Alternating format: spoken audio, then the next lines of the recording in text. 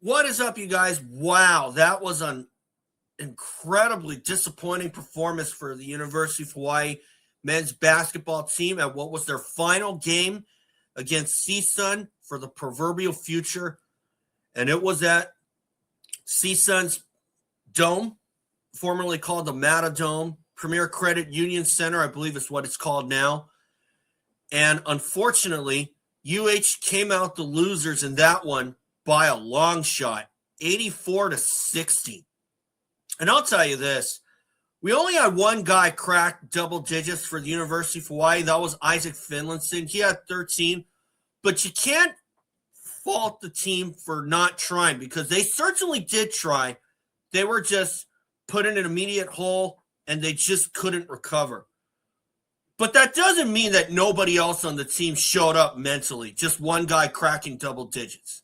Let me tell you that right now. Unfortunately, I didn't listen to the game, but I did follow it through social media. And unfortunately, it did not turn out to be the best performance by a first-place team. Were they experiencing some pressure being the conference leaders? Probably, but I think it was just one of those games where the other team gets out to a great start and there's nothing that the opposing team can do. And unfortunately, UH happened to fall victim to that. But with only one guy cracking double digits, seemed like the other guys could have used one of these. Just a Rockstar energy drink just for a kick. But still, I'm not doing that. I didn't say that just to insult the team or anything. It just seemed like they just couldn't find that spark, you know. They just couldn't find that little inner self, that inner little spark inside that they needed to really get into CSUN's neighborhood. And let me tell you, just because one guy cracked double digits does not mean that this team did not try, like I said earlier. Because you could have a game like so where if you lose by 15 or 20 or more, but you were still in the thick of things, you can't say that team that lost did not try. And UH certainly tried hard, but they were just dealt with a hole that they couldn't get out of. So I'm going to get into that a little bit. But first off, remember, subscribe if you think that I'm worth listening to. I'm going to have a game up later today. But in the meantime, let's get into this. UH got schooled at CSUN 84-60. UH fortunate Cal Poly beat UC Santa Barbara. They can't afford another lopsided loss. This is the big thing. Now, can you say that no one showed up mentally? No, absolutely not. And although the numbers kind of don't really lie, what you don't know, just by looking at the numbers alone, is how hard that this team really tried and how hard that they played.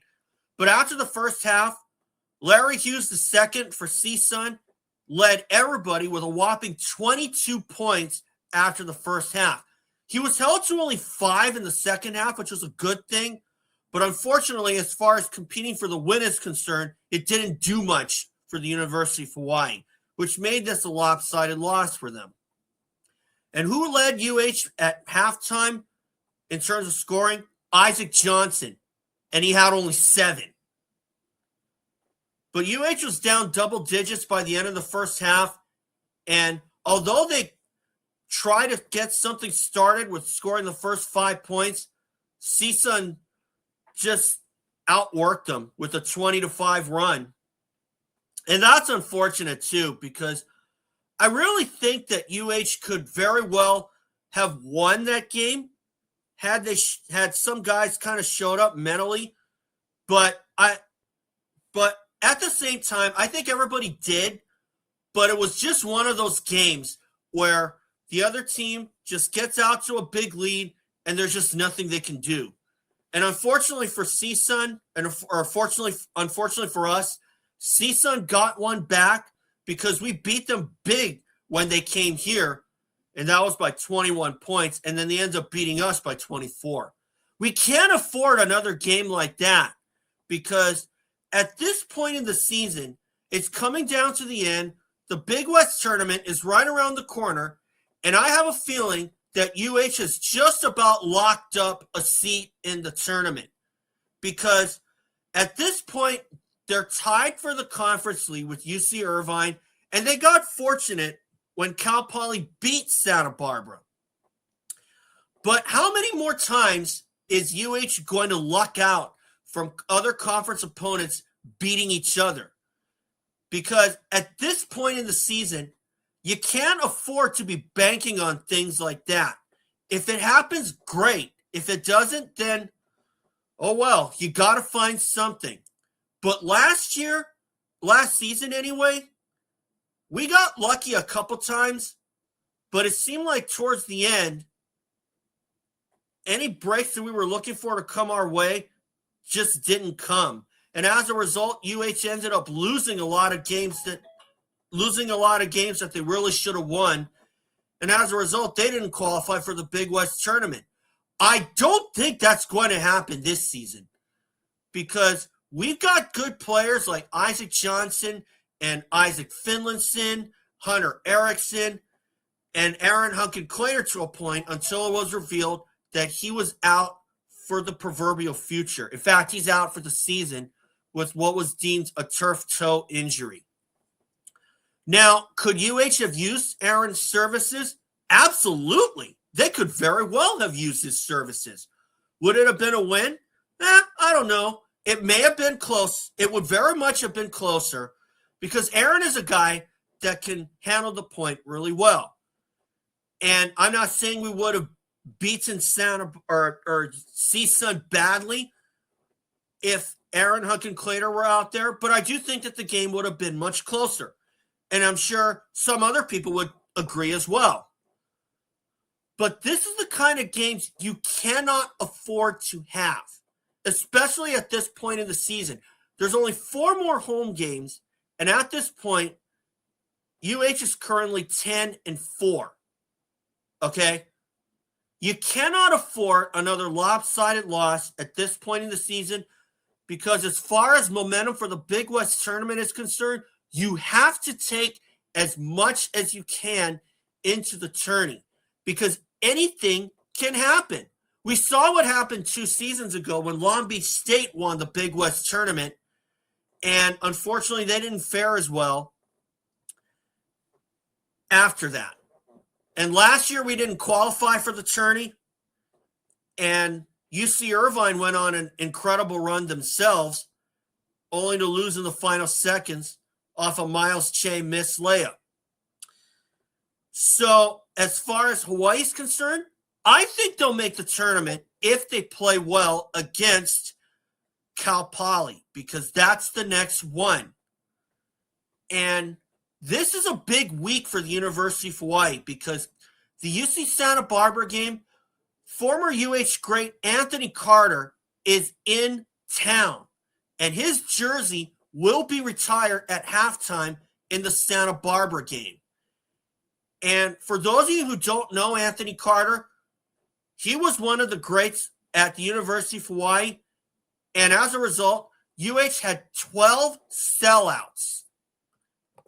And combined with fellow teammate Alika Smith, that was the dream squad that led UH to the WAC title and eventually probably one of their best seasons ever. And after Anthony Carter, that was when I started going season after season with my dad. Now, obviously, if we can win over Santa Barbara on a nationally televised game, I have a good feeling that will open up a lot of doors as far as recruiting is concerned, concerning the fact that we're moving to a new conference next season. Now, I do think that while UH could very well have played better at CSUN, I do think that was just a bump in the road. And fortunately, every time we've lost a game, we've come back to win it. And Cal Poly may be our best shot to keep that alive. If the schedules were if the game opponents were reversed, I don't know. I might not have a great feeling about that. But then again, that's why you have practice sessions during the week. You got to build up that confidence, because when you have a lopsided loss like that, that'll be a real momentum dinger for sure. But fortunately, we got Cal Poly next. I have a good feeling that UH will win that one.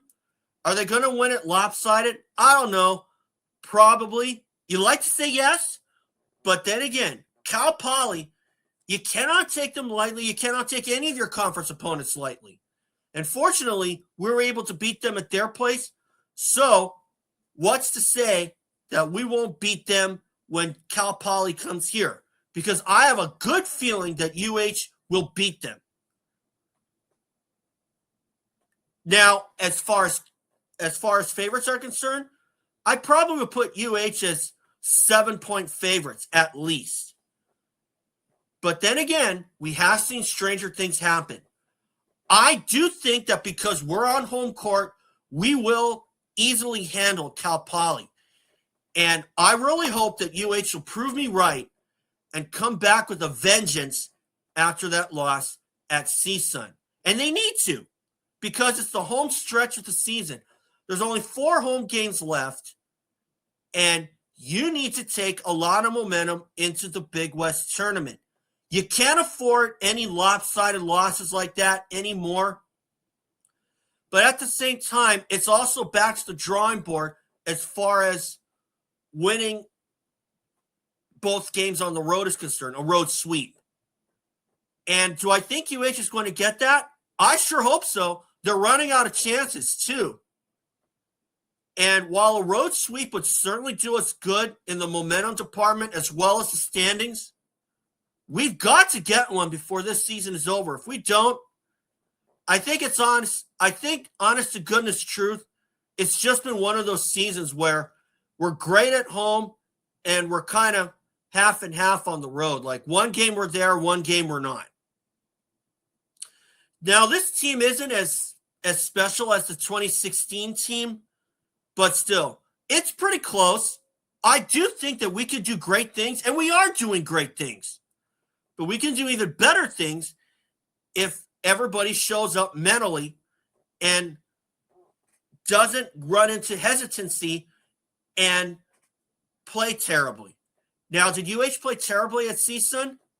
Generally, no. They tried, but CSUN was just too much. That much we can say.